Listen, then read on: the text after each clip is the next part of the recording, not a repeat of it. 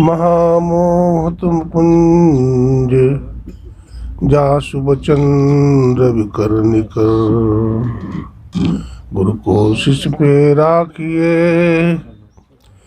चलिए आज्ञा मान। कह कबीर दास को तीन लोक भय नाम। जाके शिष्य पे हाथ गुरु के बाल बाका होई। जो जग बैर करे बहु तेरा तासो हानि न होई। बोलिए प्रेम से श्री सद्गुरु महाराज की, श्री सद्गुरु महाराज की, श्री सद्गुरु महाराज की।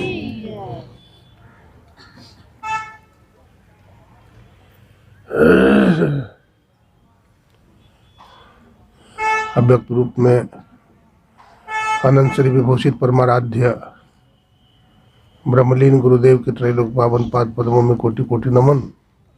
गुरुदेव के मस्तिष्क स्वरूप ब्रह्मलीन पूज्यपाद महर्षि संजीवी परम जी महाराज, हृदय स्वरूप पूज्यपाद ब्रह्मलीन महर्षि साहेब स्वामी जी महाराज तथा संत मत के वर्तमान आचार्य महर्षि हरिनंदन परम जी महाराज के चरण कमलों में कोटि कोटि नमन करते हैं, कोटि कोटि प्रणाम करते हैं।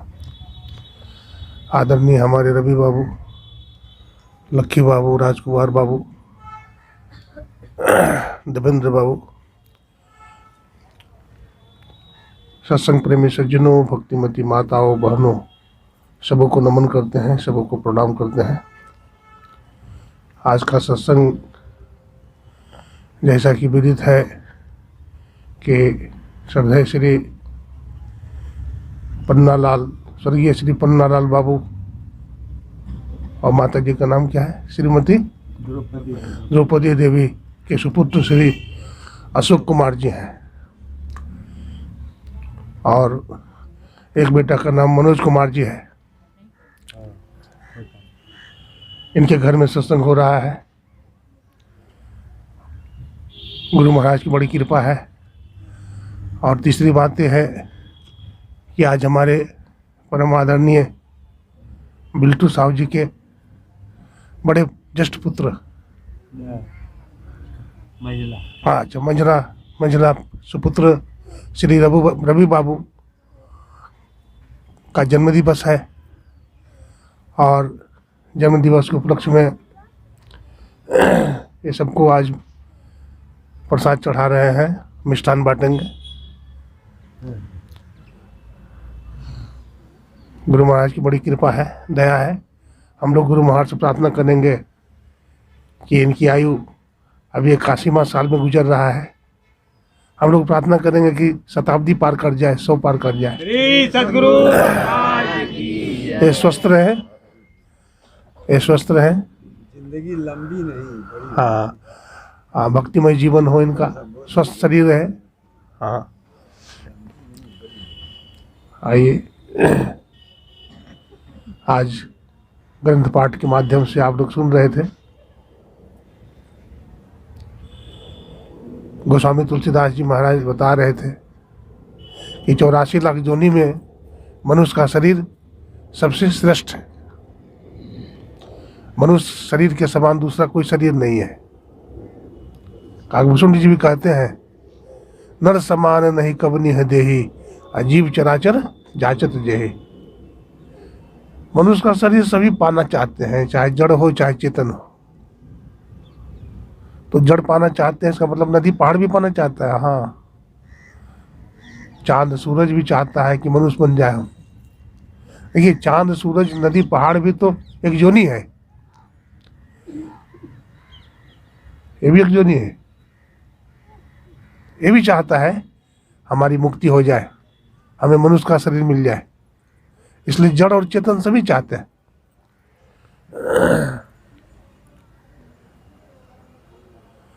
तो मनुष्य का शरीर बड़े भाग्य से मिलता है। भाग्य से तो मिलता है, लेकिन उनका बड़ा भाग्य होता है जो मानव शरीर पाकर के सत्संग करते हैं। इसलिए कहा, बड़े भाग पाइए सत्संगा। मानव शरीर पाने का उनका बड़ा भाग्य है जो मानव शरीर पा करके सत्संग करते हैं, ध्यान करते हैं, सदगुरु से दीक्षा लेते हैं और उपकार का काम करते हैं दुनिया में, किसी को सताते नहीं हैं, सबका भलाई करते हैं, तो उनका मानव शरीर पाना सार्थक होता है।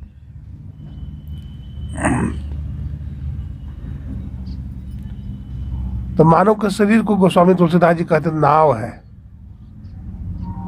नर्तन भव बारिद कर बेरो, सन्मुख मरुत अनुग्रह मेरो, करण धार सदगुरु दृढ़ नावा, दुर्लभ साज सुलभ करी पावा। तो बतलाते हैं कि ये मानव का शरीर नाव है, संत सदगुरु मल्लाह है, और उनकी जो कृपा है वो अनुकूलित वायु है। उनकी कृपा क्या है? हमें सत्संग मिला हुआ है, हम सदगुरु से दीक्षा लिए हुए हैं, ये उनकी कृपा है, यही अनुकूल वायु है। अगर हम दीक्षा नहीं लिए होते तो हम सत्संग में भी नहीं आते, अगर हम दीक्षा न लिए होते तो ईश्वर की भक्ति नहीं कर पाते। तो ये सब अनुकूल वायु है जो हमारे नाव को खींचते हुए एक किनारे से दूसरे किनारे तक ले जाती है। गोस्वामी जी कहते जो न तरह भवसागर, नर समाज अस पाए, सुकृत निंदक मंदमती, आत्म हन गति जाए। जो मनुष्य का शरीर पाकर के भी, योग्य गुरु मिल जाने के बाद भी, अनुकूल वायु मिल जाने के बाद भी इसी किनारा में रह जाए, भवसागर पार नहीं हो, तो गोस्वामी तुलसीदास जी कहते वो मंदमती है। वो क्या है? आत्मघाती है वो, है ना? वो आत्मघाती है, वो मंदमती है। उसको जीवन में कभी सुख शांति नहीं मिलेगा। उसको तरफ शब्दों में कायर भी कह सकते हैं, आलसी भी कह सकते हैं, अभागा भी कह सकते हैं। वो भाग्यशाली है जो मानव शरीर पा करके सत्संग भजन करता है। वो भाग्यहीन है जो मानव का शरीर पा करके भी, संत सदगुरु को पा करके भी ईश्वर की भक्ति नहीं करता है।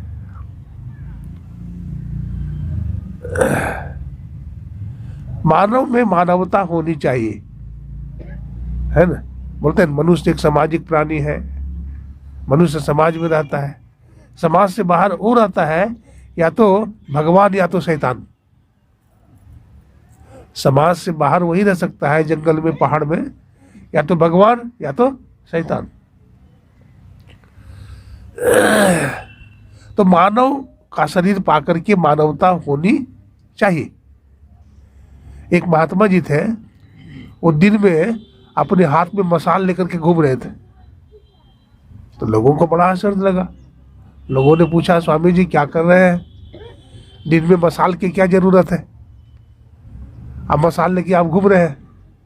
तो महात्मा जी ने कहा कि मैं मनुष्य को खोज रहा हूँ, मैं मानव को खोज रहा हूँ। कहा कब से घूम रहे हैं, आपको मानव नहीं मिला? बोला नहीं, हमको मानव नहीं मिला। तो कहा तो कौन मिला? सब तो मानव है। बोला नहीं, ये सब मानव नहीं है। तो मसाल को उसके चेहरा के पास ले गए। बोला देखो, इस मसाल में देखो तो क्या दिखता है? कोई ऊंट है, कोई घोड़ा है, कोई बैल है, कोई हाथी है, कोई बंदर है, कोई शियार है। कोई भी मनुष्य रूप में दिखाई नहीं पड़ता है। तो कबीर साहब अपने सामने करते हैं, बोला देख, तो कहा कि हाँ मनुष्य है। कबीर साहब मनुष्य है। तो मानव शरीर पाने से केवल नहीं होगा, मानवता आ जाए तभी मानव जीवन सार्थक होता है। अच्छा, मानव का लक्षण क्या होता है? मानव किसको बोला जाता है? जो अपने भलाई के लिए दूसरों को नहीं सताता है, अपने सुख के लिए दूसरों को दुख नहीं देता है, उसको कहते मानव। क्या? जो अपने सुख के लिए दूसरे को दुख नहीं देता है, उसको कहते मानव। और जो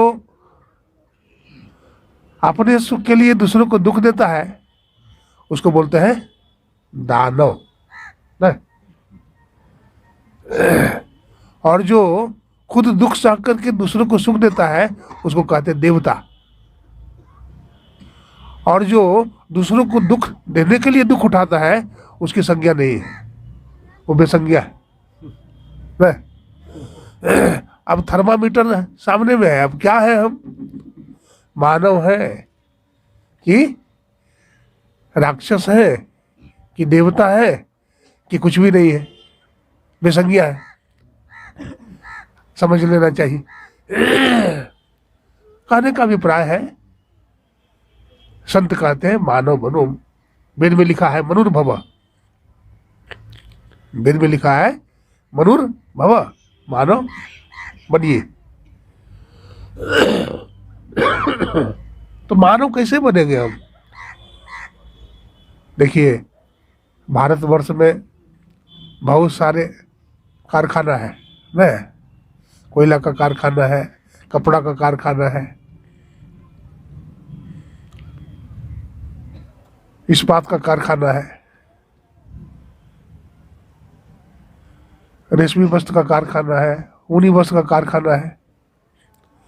लेकिन एक कारखाना और है, मानव बनाने का कारखाना है, और ये मानव बनाने का कारखाना ये सत्संग है। सत्संग मानव बनाती है, सदगुरु मानव बनाते हैं। मानव, उनके पास मानव बनाने की फैक्ट्री, यही सत्संग है।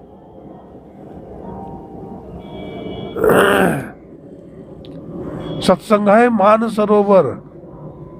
एक महात्मा कहते हैं, सत्संग है मान सरोवर, सुखों की खान बंदे, सत्संग से ही मिलता है सचमुच भगवान बंदे। सत्संग क्या है? तो कहते हैं मान सरोवर है।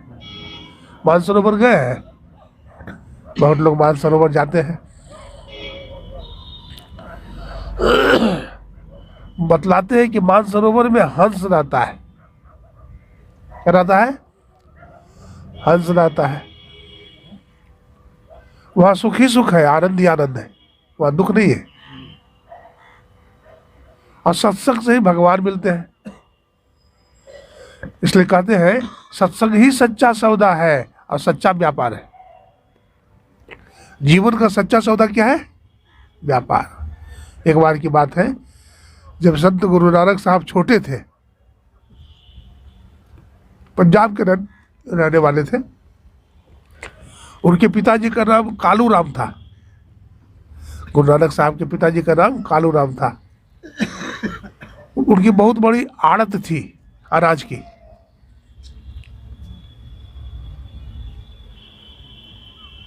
तो बाहर भी जाना पड़ता था। उनके पिताजी कालू राम को बहुत बड़े व्यापारी थे, लेन देन के ख्याल से। तो एक दिन गुरु नानक से कहा, बेटा नानक देखो, आज तुम सच्चा सौदा ले आओ। क्या ले आओ? सच्चा सौदा ले आओ। तो गुरुदेव ठीक है, ले आते हैं। तब उन्होंने 100 रुपया दे दिया। पुराना जमाना में 100 रुपया का बड़ा महत्व था। बोला ले आओ सच्चा सौदा। ठीक है पिताजी, ले आता हूँ। तो गुरु नानक साहब पैसा ले लिया। अब बाजार में गए। जब बाजार में गए तो बाजार में क्या देखा? महात्मा का एक झुंड अयोध्या जी से पैदल यात्रा करके आ रहे हैं, 1 दर्जन महात्मा। तो गुरु नानक साहब का चेहरा देख करके महात्मा लोगों ने कहा, ओ लक्ष्मी के पुत्र, सुनो बेटा, हमें भूख लगी है, खिलाओगे कुछ? तो गुरु नानक साहब ने कहा, हाँ बाबा खिलाएंगे हम आप लोगों को, आप लोग बैठिए। तो गुरु नानक साहब ने पूछा कि क्या खाएंगे आप लोग? वही चीज लाएंगे। तो महात्मा लोगों ने कहा, दही चूड़ा खिला दो बेटा, दही चूड़ा चीनी। बोला ठीक है। गुरु नानक साहब चले गए बाजार। बाजार में दही चूड़ा चीनी खरीद लिया और पत्तल खरीद लिया, कुछ दोना पत्तल लेके आ गए। महात्मा लोगों को पंक्ति परोसने लगे दही चूड़ा चीनी। महात्मा लोग बड़े प्रेम से खाए, बहुत प्रसन्न हुए, खुश हुए। महात्मा लोग आशीर्वाद दिया कि बेटा मैं जुग जुग जियो, तुम्हें आशीर्वाद देता हूँ, तुम्हारी भक्ति बढ़े, तुम दुनिया के काम आओ। देखिए महात्मा का आशीर्वाद कैसा होता है, तुम दुनिया के काम आओ। अपना काम तो हर आदमी आता है, लेकिन महात्मा ने कहा तुम दुनिया के काम आओ, यानी दुनिया को उपकार करो। खिला पिला दिए, महात्मा से आशीर्वाद लेके गुरु नानक साहब चल दिए घर। पिताजी को प्रणाम करते हैं, बोला बेटा लाया सच्चा सौदा? बोला हाँ पिताजी सच्चा सौदा ले आया। तो कहाँ लाया? तो कहा पिताजी बाजार जा रहे थे ना, तो 1 दर्जन महात्मा अयोध्या जी से पैदल आ रहे थे। उनको भूख प्यास लगी थी, वो थके हुए थे, तो उन्होंने मुझसे कहा कि बेटा मुझे भूख लगी है, कुछ खिलाओगे? तो मैंने कहा कि हाँ खिलाऊंगा। क्या खाएंगे? तो दही चूड़ा चीनी। सो पिताजी मैंने दही चूड़ा चीनी उन लोगों को खिला दिया। ये खरा सौदा है? ये क्या है? खरा सौदा है। अकबर बीरबल थे, समझ गए? कौन थे? अकबर बीरबल। यहाँ से प्रसंग आगे बढ़ा रहे हैं, जरा सा ध्यान दीजिएगा। अकबर के दरबार में बीरबल रहते थे। तो अकबर राज दरबार में बैठा हुआ है सिंहासन पर, और मीटिंग सभा चल रही है। मीटिंग सभा चल रही है। अब बहुत देर तक सभा चल रही है, तो भूख लग गई। किसको? किसको भूख लगी? नहीं, राजा को, अकबर को भूख लग गई। अब बीरबल को भी भूख लगी, सबको भूख लग गई, पब्लिक को भी भूख लग गई। 12 से ऊपर हो गई। जब भूख लग गई तो बादशाह अकबर ने कहा बीरबल ले जाओ 1 आना। उस समय 1 आना का बड़ा महत्व था। बोला 1 आना का अब लाना। क्या लाना? 1 आना का अब लाना। तो ठीक है, चला गया बाजार में, देखा सबको भूख लगी हुई है। एक हलवाई की दुकान में गया तो देखा पूड़ी जलेबी कचौड़ी छन रहे हैं, गरम गरम ले लिया और लेकर के आ गया। राजा साहब को भूख लगी थी, सबको भूख लगी थी, सबको बैठा करके खिला दिया। जब भोजन कर लिया तो बादशाह अकबर ने पूछा बीरबल लाया, सामान लाया? बोला हाँ। बोला कहाँ लाया? बोला राजन जो खा रहे थे यही अब था। राजा खुश हो गया, बोला हाँ वास्तव में ये अब था, भूख लगी थी, अब भूखे को भोजन चाहिए, यही अब हुआ। अब हाँ अब सुनिए तो पता चल जाएगा। फिर दूसरा दिन कहता है 1 आना का तब लाना। भाई पूड़ी कचौड़ी जलेबी खा लिया तो वर्तमान की समस्या समाप्त हो गई कि नहीं? वर्तमान में जो छुथा थी, भूख थी, वो समाप्त हो गई ना। यही अब हुआ।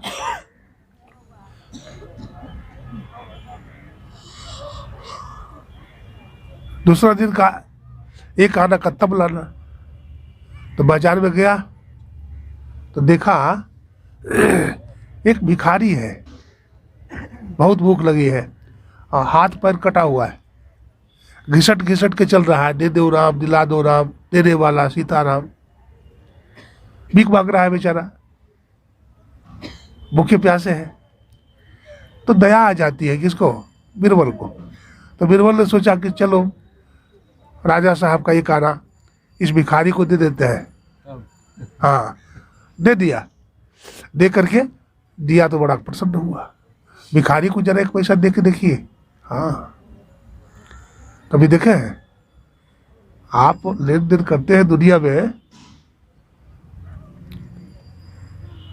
वो तो हिसाब है, लेकिन किसी भिखारी को 10 पैसा दे करके दीजिए भीख, वो आपको ऐसे देखेगा जैसे लगता है उसका बिल्कुल नजदीकी आदमी हो आप।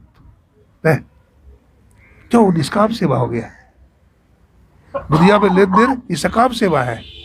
आप अपने बच्चों का पालन करते हैं, खिलाते हैं, पिलाते हैं, सब तरह की सेवा करते हैं, वो सकाम सेवा है। लेकिन गरीब भिखारी को 10 पैसा आपने दे दिया तो उससे कुछ चाहते हैं आप, या पैसा हमें लौटा देगा, ऐसा होगा? ऐसा तो नहीं होगा। बादशाह अकबर ने पूछा, तब लाया? बोला हाँ महाराज, यही तब था। ये इस जन्म में नहीं, अगला जन्म में मिलेगा, यही तब है। क्या? आपका एक आना पैसा मैंने गरीब को खिला दिया, ये अब नहीं मिलेगा, ये तब मिलेगा। तीसरा दिन फिर कहा कि एक सामान और ले आओ। बोला क्या? बोला अब नहीं तब। क्या कहा? अब नहीं तब। चला गया बाजार में। बाजार में जब गया तो देखता है एक जगह एक नर्तकी नृत्य कर रही है, गाना बजाना कर रही है। बड़ी भीड़ लगी हुई देखने के लिए तमाशा। तो ये भी चला गया। कौन? बीरबल। तो सब लोग कुछ न कुछ दे रहे थे, तो जोश में ये भी एक आना दे दिया और दे करके चला गया। बादशाह को प्रणाम किया। बोला बीरबल अब नहीं तब लाया? बोला हाँ महाराज, अब नहीं तब लाया। बोला क्या लाया? बोला बाजार में गया तो एक नर्तकी नृत्य कर रही थी, भजन गा रही थी, तो सब कुछ न कुछ दे रहे थे, दान कर रहे थे। तो हमको भी जोश आ गया, तो मैंने भी सोचा कि मालिक का पैसा हम भी दान कर देते हैं, तो मैंने भी दान कर दिया एक आना। ये तो न अब मिलेगा, यानी इस जीवन में मिलेगा, न उस जीवन में मिलेगा, ये बेकार ही चला गया। यही अब नहीं तब था। ये क्या था? अब नहीं, हाँ, न अब मिलेगा न तब मिलेगा, ये कभी भी नहीं मिलेगा, वो बर्बाद हुआ। उस काम करके जाना, दुनिया से जाने वालों, जाते हैं रोज लाखों, बेकार खाने वालों। इस दुनिया में बहुत लोग आते हैं, बड़े बड़े बादशाह है, सिकंदर, पौरुष, अकबर, बड़े बड़े, लेकिन सब अपने ढोल बजा के चले गए। सिकंदर भी आए, वो भी चला गया। रह न सके वो जो दुनिया के मालिक थे। जब चला सिकंदर यहाँ से तो दोनों हाथ खाली थे। कफन में जेब नहीं होती। कफन में जेब होता है नहीं, इतने आदमी मरता है ना, तो कफन खरीदते हैं लोग। हाँ, क्या खरीदते हैं? कफन। वो मार्केट का कपड़ा होता लाल सा, बहुत सस्ता खरीदते हैं। हाँ, उससे सस्ता कपड़ा नहीं है। हाँ, उससे सस्ता कपड़ा नहीं, बहुत सस्ता मार्केट का कपड़ा। और उसमें जेब नहीं होता है, उसमें जेब नहीं होता है।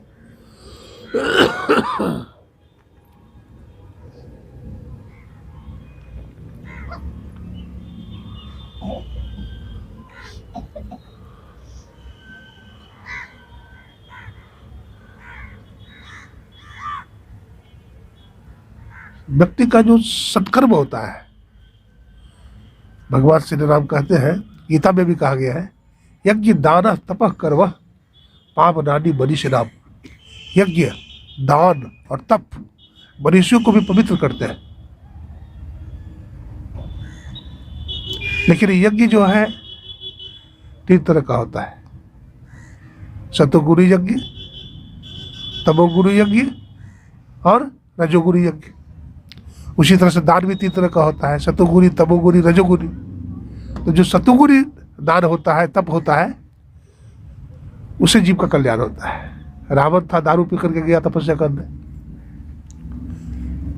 कुंभकर्ण, दारू पी करके, उस तपस्या से कल्याण हुआ? नहीं हुआ। सतोगुरु तप, हमारे गुरु महाराज ने कहा, राज विद्या राज गुह्य योग। क्या करना चाहिए? राज विद्या राज गुह्य योग, हम लोग जो ध्यानाभ्यास करते हैं ये राज विद्या है, प्राचीन काल से ही चला आ रहा है। भगवान कृष्ण कहते हैं हे अर्जुन,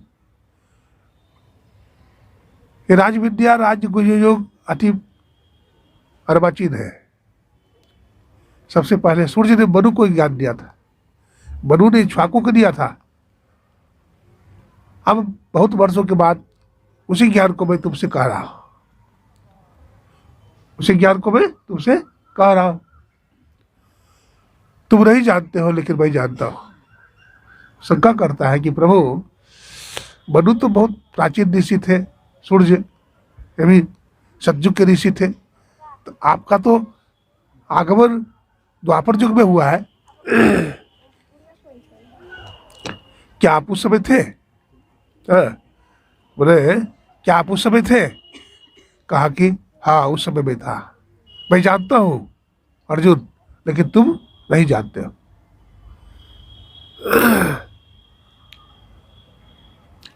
तो राज विद्या राज गुह्य योग, हम लोगों को जो गुरु महाराज ज्ञान दिए है ये राज विद्या राज गुह्य योग है। इसमें हठ योग नहीं है, सरल योग है।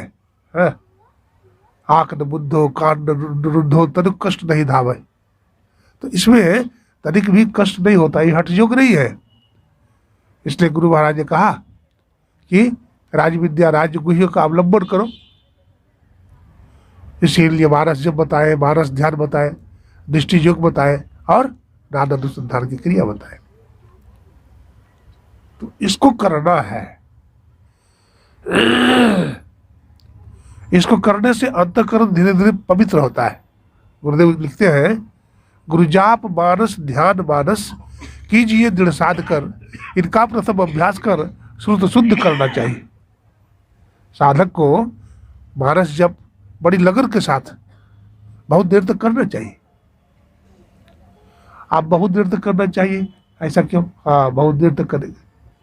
आप देखते हैं लोहार जो है ना क्या करता है, कुल्हाड़ी को पहले आग में दे देता है ना, जब उसमें धार बनाता है तो पहले क्या करता है, आग में दे देता है। जब आग में पक जाता है तब कुल्हाड़ी से क्या करता है, हथौड़ा से ठोकता है, पीटता है उसको। जब तक गर्म नहीं होगा तब तक वो चपटा नहीं होगा, उसमें धार आएगा ही नहीं। तो गर्म करना है, गर्म करना क्या है, इसी को अग्नि योग कहा। हम लोग भी औजार तभी बनेंगे, बहुत तरह का विकार है शरीर में, काम क्रोध लोभ मोह मद मत्सर, है ना। ऐसे केवल हथौड़ा पीटने से नहीं होगा, गरबाओ उसको, यानी दृष्टि साधन करते हैं, वही अग्नि योग है। ये गर्म करते हैं और गर्म करने के बाद नादानुसंधान रूपी हथौड़ा, नादानुसंधान रूपी हथौड़ा मारा जाता है और जीव अपने स्वरूप को पा लेता है। कहवा से जीवाइल कहवा समाइल हो, निर्गुण से हंस आइल असरगुण समाइल हो। हम लोग कहाँ से आए हैं, तो निर्गुण से आए हैं और सरगुण में समा जाएंगे। सरगुण क्या, जो गुण के साथ हो। हम लोग का जो शरीर है सरगुण है,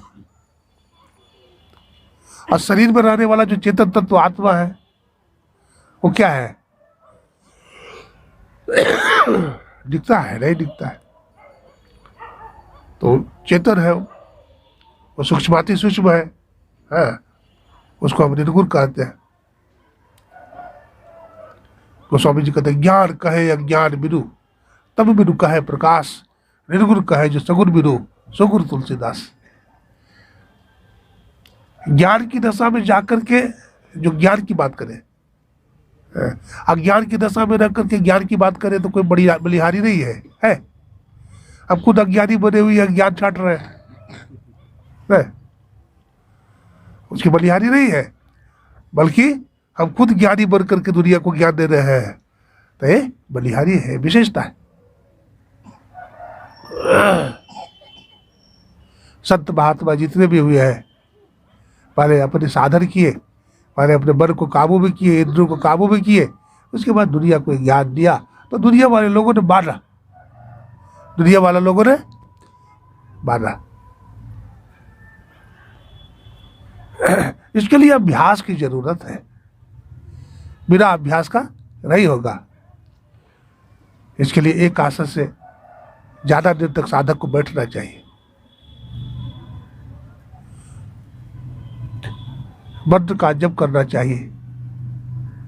जाप करने में भी सावधानी है कि जाप लगातार कीजिए। ऐसा नहीं कुछ लोग जाप करते हैं और फिर चले जाते हैं दुकानदारी करने के लिए, भाग गए, पर भाग गया, दुकान में चले गए और फिर उठ जाते हैं। तो लगातार जितना देर भी जाप करिए, आधा घंटा करिए, 20 मिनट करिए, तो लगातार जपिए, आप उसको ख्याल रखिए। और दूसरी बात है मानस ध्यान जब करिए, है तो मानस ध्यान जब करिए तो अपने इष्ट के रूप का को गाइए अंदर में, है। नानक साहब कहते हैं गुरु की मूरत मन वही ध्यान।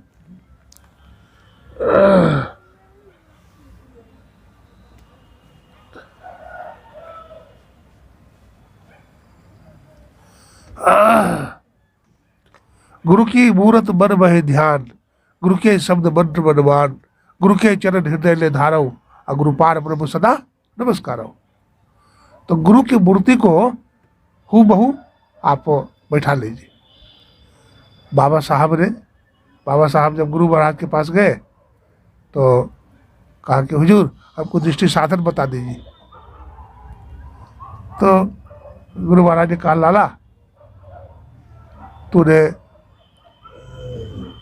अपने इष्ट के रूप को हूबहू उतार लिया है।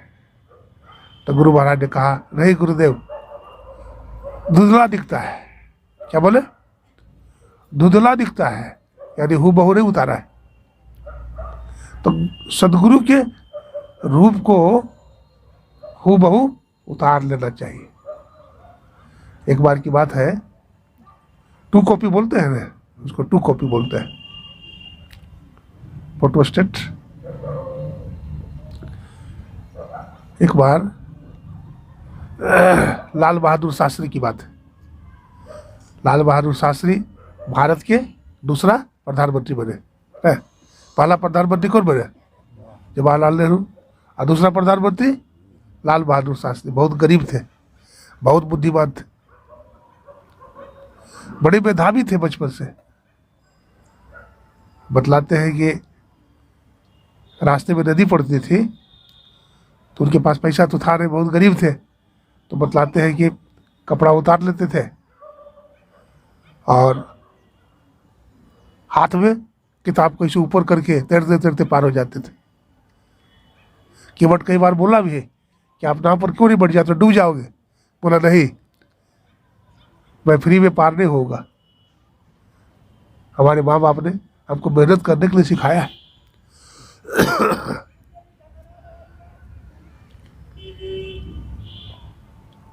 अब क्या होता है, लाल बहादुर शास्त्री ऐसे थे बचपन से।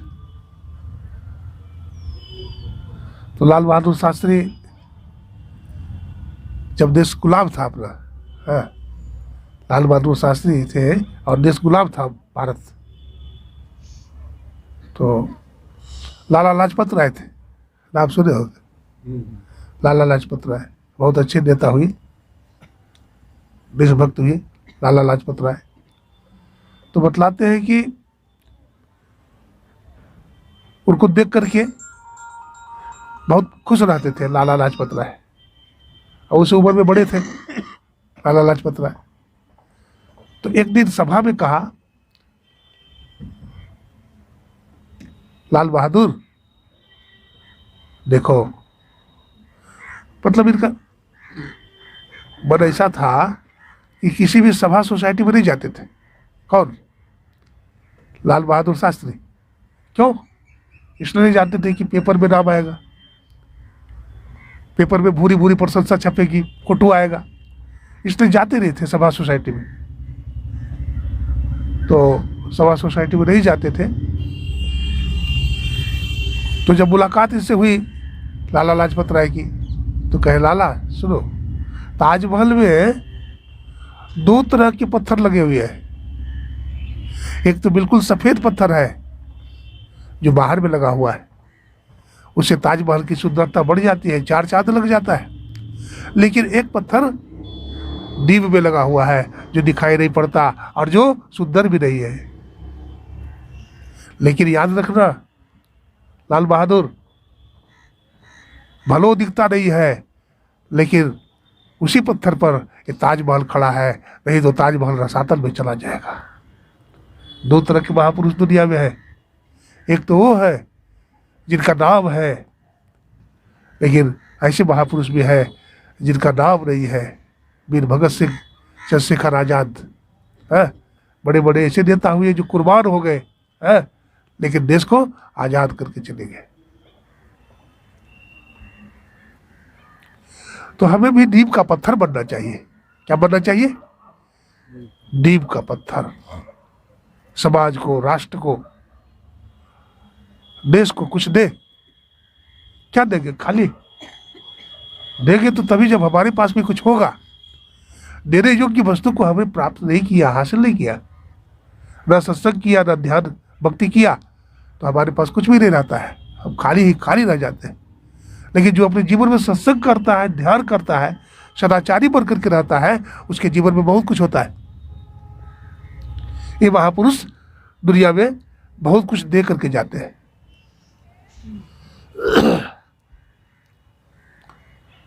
तो लाल बहादुर शास्त्री ऐसे थे, नींव के पत्थर थे लाल बहादुर।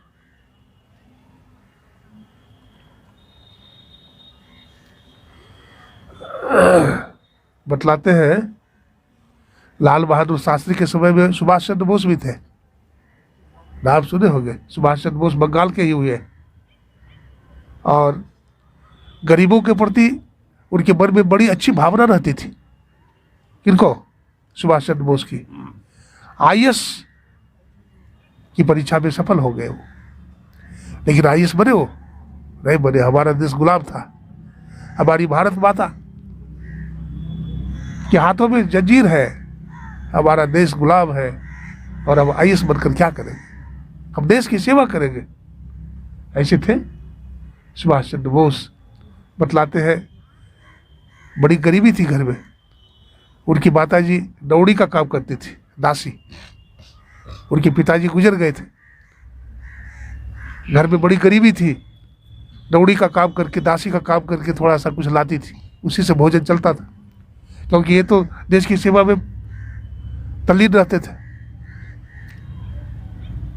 बतलाते हैं माताजी जब भोजन रोटी देती थी, रोटी सब्जी, तो सुभाष चंद्र बोस उसको 2 रोटी निकाल करके, बगल में कोई गरीब बुढ़िया थी जो दरवाजे पर बैठ करके रोती रहती थी, उसको कोई नहीं था, अनाथ थी। सुभाष चंद्र बोस अपनी थाली में से 2 रोटी कपड़ा में लपेट करके बाहर में रख दिए थे अलमीरा में। माता देखती है कि सुभाष खाया नहीं है, बहुत सारी चींटियां लगी हुई है। बेटा खाते क्यों नहीं? माँ खा लूंगा। उनकी माँ कहती बेटा तुम खा लो, रोटी उसी तरह से पड़ी हुई है। उनकी माता जी आती है और देखती है कि चींटियां लग रही है, इसलिए रोटी को बाहर में फेंक देती है। और सुभाष जी आते हैं तो देखते हैं रोटी नहीं है, और वो जो बुढ़िया बाई है अनाथ,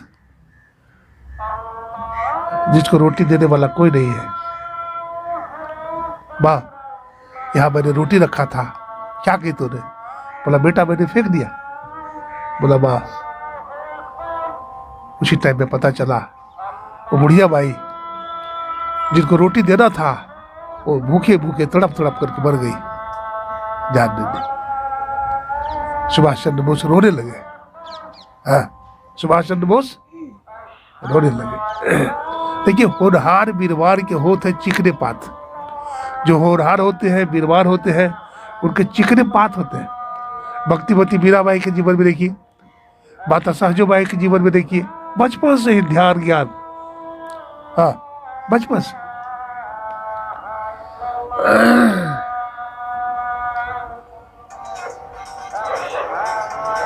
एक चोखा मेला हुए, नाम सुने? भगवान श्री कृष्ण के एक भक्त थे, चोखा मेला। हाँ, तो राधा कृष्ण मंदिर में सत्संग चल रहा था, तो सत्संग में बहुत सारे भक्त लोग आए थे। चोखा मेला भी गया था, लेकिन भूकंप आ गया था। तो भूकंप के कारण क्या हुआ, जो लोग सत्संग के परिसर में बैठे थे, मकान गिर गया, मंदिर। अब बहुत लोग दब करके मर गए, बहुत लोग। देखिए, आप लोग दिमाग ये रखिए, 1000 में मत रखिए, है दिमाग रखिए। अरे कहीं का बहुत हल्ला हो रहा है। आप जाते हैं दुकानदार के पास, बड़ी भीड़ रहती है, बड़ी भीड़ में भी दुकानदार से आप बात कर लेते हैं, आपकी बात दुकानदार सुन लेता है और आपको सौदा मिल जाती है। ठीक उसी तरह से हल्ला हो रहा है, होने दीजिए, है ना, कोई बात नहीं है। आपको अपना सौदा लेना है, आप सुनते रहिए। श्री सदगुरु महाराज की। हाँ, तो क्या सुन रहे थे, क्या सुन रहे थे? दब गया। हाँ, दब गया था। जब दब गया था तो भगवान श्री कृष्ण ने, भगवान श्री कृष्ण का एक भक्त था, दाबा। तो दाबा से कहा, दाबा देखो, राधा कृष्ण मंदिर में कल सत्संग हो रहा था और सत्संग के समय में भूकंप आ गया था। बहुत सारे लोग जो बैठे हुए थे सत्संग में दब करके मर गए हैं। उनकी हड्डी होगी चोखा मेला की, वो हमारा भक्त है, उसकी हड्डी तुम ले आओ। तो चोखा मेला ने कहा कि भगवान, वहां तो बहुत सारे लोग सत्संग में गए होंगे, तो आप कैसे पहचानेंगे कि चोखा मेला की हड्डी है? हड्डी तो बहुत सारी होगी। तो भगवान कृष्ण कहते हैं, देखो मैं उसका लक्षण बताता हूं। हमारा जो भक्त चोखा मेला है ना, उसकी हड्डी से श्री कृष्ण की आवाज आएगी। बोला कैसे प्रभु? बोला कान से लगाना, चोखा मेला की हड्डी को अपने कान से लगाओगे ना, तो उससे श्री कृष्ण की आवाज आएगी। और वो हड्डी चमक रहा होगा, बहुत चमकीला हड्डी होगा। जब वहां गया तो क्या दिखता है, बहुत सारी हड्डी पड़ी है। तो एक एक हड्डी को उठा करके अपने कान में लगावे, तो हड्डी से कोई कृष्ण की आवाज निकलती है? नहीं निकल रही थी। लेकिन जब हड्डी उठा करके कान से लगाता था, तो देखा एक बहुत चमकीली हड्डी है। बड़ी तेजी से दौड़ा, उसको उठाया तो कृष्ण की आवाज निकलने लगी। वो समझ गया यही चोखा मेला की हड्डी है, भगवान इसी को लाने के लिए बोला है। वो लेके चला गया, भगवान को दे दिया। देखिए, हम इतना भजन करें, इतनी साधना करें, इतनी तपस्या करें कि हमारे हड्डी से भी भगवान का नाम निकले, गुरु का नाम निकले। गुरु नाम भज ले गुरु को नाम पूर्ण काम। बोलते हैं ना, अजी हमारा काम पूरा हो गया, अब तो हम बेटी की शादी कर लिए, बेटा की शादी कर लिए, अब हम ठाली हो गए, अब हमारा काम पूरा हो गया। कुछ भी काम पूरा नहीं हुआ। आवागमन का जो चक्र था, जन्मने मरने का जो दुख है, वो तो लगा ही रहा। तो आपने किया क्या? अरे संसार का दुख जो है भाई, रोज जन्मता है, रोज सुलभ होता है और रोज जन्मता है। एक साधक था, तो एक संत के पास गया, संत को प्रणाम किया। बोला महाराज, जो हमारे जीवन में बहुत प्रॉब्लम है, बहुत समस्या है, एक समस्या समाप्त नहीं होती कि दूसरी समस्या खड़ी हो जाती है। महात्मा जी, आप हमारा समस्या को दूर कर दे। तो महात्मा जी ने कहा कि देखो, तुम हमारा एक काम कर दो, हम बहुत व्यस्त हो। बोला क्या? बोला ये हमारा ऊंट है जो अस्तबल में बंधा रहता है, इस ऊंट को तुम बैठा दो 10 को, उन्होंने कहा चुटकी है, तो ऊँट को बैठाने में क्या दिक्कत है, बैठा देंगे। अब गया ऊँट को बैठाने के लिए, तो पहला को बैठावे तो दूसरा खड़ा हो जाए, तीसरा को बैठावे तो चौथा खड़ा हो जाए, पांचवा को बैठावे तो छठा खड़ा हो जाए। इस तरह से पूरा रात जगा रहा, परेशान हो गया, नहीं बैठा पाया। रात में पूरी रात जगे रहने के कारण आंख लाल हो गई। गया महात्मा जी के पास, बेटा बैठा दिया। बोला महाराज मैं तो चुटकी समझा था, लेकिन आपका काम बाबा मैं नहीं कर सका, आप हमारा काम कर दीजिए। बोला क्या, बोलो। बोला हमारा जो समस्या है, प्रॉब्लम है, दूर कर दीजिए। महात्मा जी ने कहा बेटा जैसे तूने ऊँट को बैठाने का पूरा रात प्रयास करता रहा, लेकिन ऊँट बैठा नहीं बैठा, ठीक उसी प्रकार से जीवन की समस्या कभी समाप्त नहीं होगी। जीवन का समस्या बना रहेगा, एक समस्या समाप्त होगी तो दूसरी समस्या आकर खड़ी हो जाएगी। इसलिए इसी में एडजस्ट करो, इसी में। अरे शुगर की बीमारी है तो बीपी की बीमारी हो जाएगी, बीपी की बीमारी ठीक किया तो गठिया हो जाएगा, गठिया बाई ठीक हो खांसी हो जाएगा, थायराइड हो जाएगा, अब कुछ न कुछ लगा रहेगा। इसलिए इसी में क्या करो, एडजस्ट करो, कंप्रोमाइज करने की कला सीखो। अटैचमेंट संसार से हमारा नहीं हो, हमारा अटैचमेंट संसार के साथ हो जाता है। संसार के भोग्य पदार्थों, नाशवान पदार्थों के प्रति हमारा अटैचमेंट हो जाता है, जिसके कारण आसक्ति हो जाती है, मोह हो जाता है। गोस्वामी जी कहते हैं मोह निशा सब सो बरिहारे, देखिए स्वप्न अनेक प्रकारे, यही जग जामिनी जागे जोगी, परमारथी प्रपंच भी होगी। कहते इस संसार में जोगी लोग जागते हैं, इस संसार में जोगी लोग जागते हैं। देखिए मोह सकल व्याधिर कर बुला, गोस्वामी जी कहते हैं मोह सबसे बड़ा दुख है। मोह पर एक कहानी है, सुनिए। बोलिए प्रेम से श्री सद्गुरु महाराज की जय।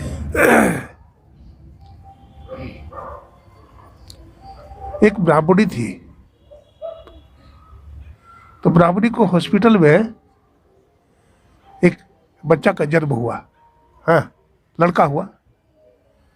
तो जो सेवा करने वाली कौन होती है, जो बच्चा का सेवा वो करती है, क्या बोलते हैं उसको, हाँ दासी, दासी नर्स जो कही, तो वो सेवा की बच्चा का, है ना।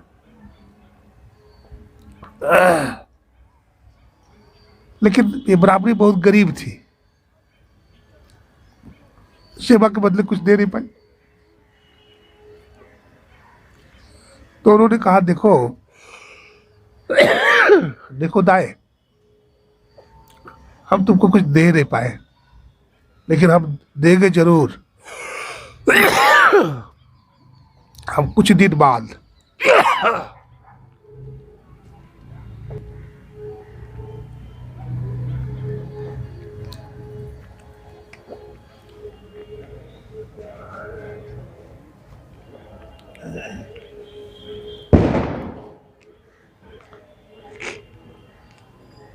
हरे गुरु महाराज,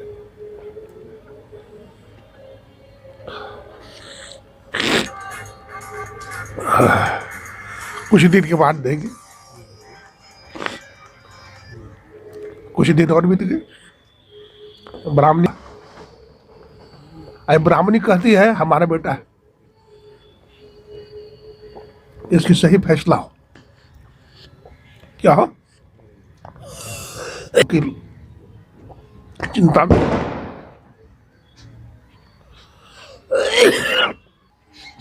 दोनों, और दोनों का दलील सटीक है।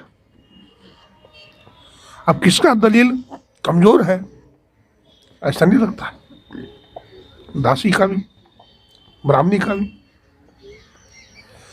ब्राह्मणी कहती है हमारा बेटा, दासी बोलती है हमारा बेटा। जज चिंता में है, सोच रहा है। दासी बोलती है देखिए बेटा हमारा है, ब्राह्मणी बोलती बेटा हमारा है। दोनों प्रमाण भी दे रहे हैं और दोनों का प्रमाण सटीक भी है। आपको बड़ छोट कहा तो अपराध हो। अब जज बोलता है चलो एक उपाय है, फैसला तो हो नहीं पाया, बच्चा एक है माँ दो है, चलो आधा शरीर तुम दोनों खींचो इसको, एक हाथ तुम खींचो दूसरा हाथ ये खींचे, जो अपना तरफ खींच लेगा बच्चा उसी का हो जाएगा। तो जो ब्राह्मणी थी वो बोलती है महाराज ये तो ताकत की बात हो गई ना, हमारा बच्चा है जिसका भी बच्चा हो उसी का बच्चा हो, तो इसमें तो इससे तो कोई तात्पर्य नहीं निकलता, ये तो ताकत की बात है, जो मजबूत होगा वो खींचेगा, लेकिन जिस माँ का बच्चा है वो तो मारा जाएगा। ये सटीक उपाय नहीं है जज साहब। तो कहा कि नहीं यही उपाय बचा है। तो दासी ने कहा हाँ जज साहब यही उपाय सटीक है, जो यही उपाय सटीक है, आधा इसको दे दीजिए और आधा हमको दे दीजिए, काट दीजिए बच्चा को। तो वो ब्राह्मणी रोने लगी, बोले जज साहब ऐसा न करे, हमारा बच्चा ठीक है, हमको ना मिले तो कोई बात नहीं है, दासी को ही दे दीजिए, हम अपना बच्चा को देखेंगे ना, जिंदा तो रहेगा, इसलिए इसको दासी को ही दे दीजिए, कत्ल मत कीजिए। जज समझ गया कि जिसका बच्चा होता है उसको ममता होती है, ये बच्चा ये ब्राह्मणी का बच्चा है, ये बच्चा दासी का नहीं है। अंत में बच्चा ब्राह्मणी को दे दिया गया। तो ये मोह ममता हम लोगों को भी है, और इसी मोह ममता के कारण हम संसार में आज दुखी है। ममता तूने गई मेरे मन से, ममता टूट गई मेरे मन से। ये ममता कैसे दूर होगा? बिना ध्यानाभ्यास का नहीं होगा। जब तक ध्यान की भट्टी में पकाएंगे रे और नादानुसंधान रूपी शब्द का आघात नहीं होगा इस पर, तब तक इसमें धार नहीं आएगा, भक्ति की धार नहीं आएगी, है ना। तो इसके लिए ही गुरुदेव ने कहा पार गमन ही सार भगति है, लोहिया ही में धार, यही मानुष दे सबैया में करूँ परमेश्वर में प्यार। तो खान पान हम पहले दुरुस्त रखें, साधन भोजन का नियम बनावे, समय पर बैठे, पंच पाप से अपने आप को बचावे, साहस रखे, छोटी छोटी बात में न घबराए। ये सब सारी बातों पर विचार करना होगा, साधन में डटे रहना होगा। इस तरह से लंबा समय तक यदि हम करते रहेंगे तो एक न एक दिन भक्ति हमें अवश्य प्राप्त होगी। देखिए अन्न का जबरदस्त प्रभाव मन पर होता है। महाभारत का युद्ध चल रहा था, हाँ, महाभारत का युद्ध चल रहा था। अर्जुन के बाण से भीष्म पितामह का शरीर छलनी हो गया था, बाण की सज्जा पर पड़े थे और दर्शन करने के लिए पांचों पांडव कौरव सब आ रहे थे। द्रौपदी जी भी आई थी पांडवों के साथ।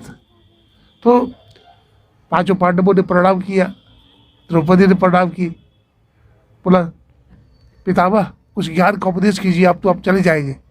तो ज्ञान का उपदेश करने लगे, तो बहुत अच्छा उपदेश करने लगे। तो उपदेश सुनते सुनते द्रौपदी जी हंसने लगी। बोला बेटी तू हंस रही है, कारण बताओ। उच्च कुल की बहू बेटी बिना कारण का नहीं हंसती है, तू कारण बताओ बेटी क्यों हंसी तू। बोले पितामह आप पूछ ही रहे तो सुन लीजिए। आज तो आप बहुत ज्ञान की बात कर रहे हैं, लेकिन जिस समय बड़ी सभा में हमारा चीरहरण कर रहा था दुशासन, विध्वस्त किया जा रहा था, तो उस समय भी सभा में थे, तो उस समय आपका ज्ञान कहाँ गया था। बेटी आंसू बहने लगे। बेटी मैं दुर्योधन का अन्न खाया, मैं गलत अन्न का खाया था, इसलिए हमारी बुद्धि खराब हो गई थी, लेकिन अर्जुन के बाण से हमारा सब खराब खून निकल गया है, हमारा हृदय पवित्र हो गया है। देखिए तो अन्न भी हम बढ़िया खाए, पवित्र अन्न खाए। आज तो कुछ भी पवित्र नहीं है, अन्न भी पवित्र नहीं है। जल भी पवित्र नहीं है, हाँ, और हवा भी पवित्र नहीं है, कितना प्रदूषण है और बहुत तरह की बीमारी हो रही है। तो संयम रखिए, है ना, संयम रखिए और भजन कीजिए, हाँ, तो आपको शांति मिलेगी। शांति का दूसरा कोई साधन ही नहीं है। आप केवल शांति शांति कहिएगा तो शांति नहीं मिलेगी। शांति वाला काम कीजिए, भूखे को अन्न दो, प्यासे को पानी पिलाओ, समय पर ध्यान भजन कीजिए, सत्संग कीजिए, तो आपको ज्ञान मिलेगा। ज्ञान बढ़े गुरुवार की संगत, ध्यान बढ़े तपसी संग कीने, और मोह बढ़े परिवार की संगत, काम बढ़े नारी संग कीने। ज्ञान विचार विवेक बढ़े, कभी दीन सुचंचन संगत कीने, है ना।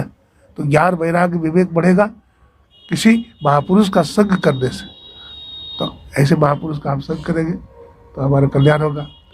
कहने की बहुत बात है। आज हम सत्संग करने के लिए आदरणीय श्री अशोक बाबू और मनोज बाबू के घर में आए हैं सत्संग करने के लिए। इनके दो बेटा है, हाँ, अभिषेक जी नाम है, अभिषेक और विवेक, हाँ।